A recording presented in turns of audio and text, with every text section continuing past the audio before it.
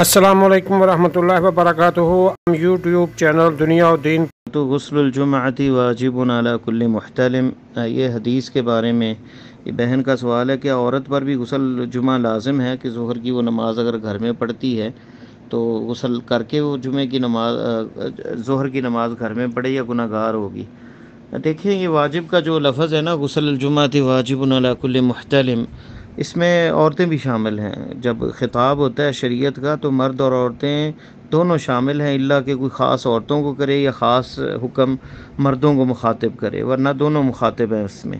تو عورتیں بھی گناہ گار ہوں گی اگر غسل جمعہ واجب سمجھا جائے. بعض کے نزدیک مستحب ہے اور بعض کے نزدیک واجب ہے، اور واجب زیادہ نظر آتا ہے کیونکہ اس میں صراحت ہے کہ ضروری ہے اور اہم ہے غسل الجمعہ جو ہے. تو غسل جمعہ ہفتے میں ایک دفعہ نہانا ہوتا ہے، تو یہ لازمی جو ہے عورتوں کو بھی چاہیے کہ وہ جمعے والے دن جو ہے وہ غسل کریں مردوں کی طرح. واللہ تعالی عالم بالصواب.